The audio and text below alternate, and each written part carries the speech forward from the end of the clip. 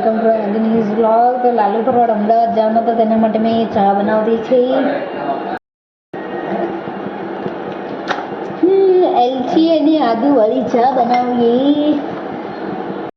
લાલુ મહારાજ કઈ લઈ આવજે મારા હારું અમદાવાદથી. ચા પી જઈને વાંદરા લોકો જેવા.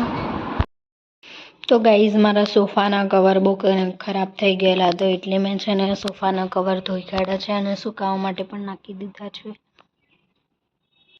તો ગાઈઝ મને આવતો હતો કંટાળો એટલે હાથમાં કોન અને છોકરીઓની ફેવરેટ આ મહેંદી પાડવા લાગી. ગાઈઝ કેવી પાડી છે. તો ગાઈઝ તમે જુઓ ને મેં અત્યારે ટીવી ચાલુ કરી તો ટીવી કેવી દેખાય છે.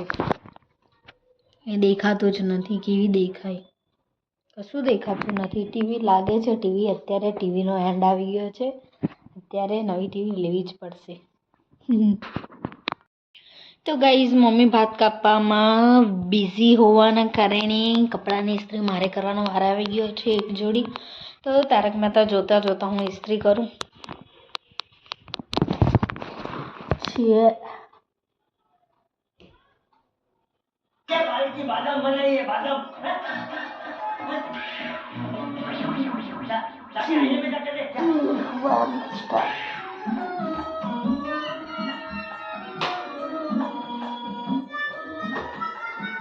તો ગાઈઝ એક સ્કેમ થઈ ગયો. ઇસ્ત્રીઓ ગરમ થઈ ગઈ તો મેં પેન્ટ બાળી લાગ્યો.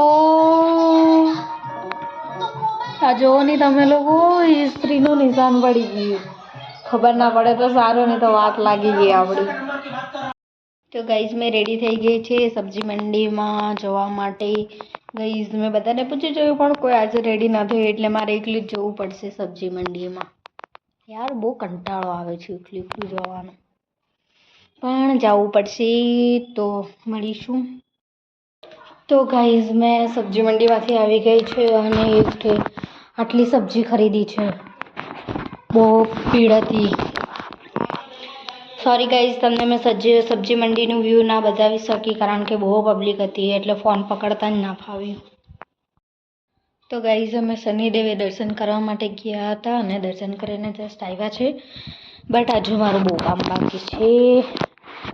તમે લોકો જોઈ શકો છો હજુ એટલું કામ બાકી છે. વાસણ સાફ કરવાનું બાકી છે.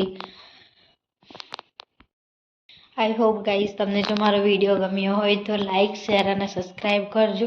મળીશું કાલેના વ્લોગમાં. ત્યાં સુધી bye bye and take care.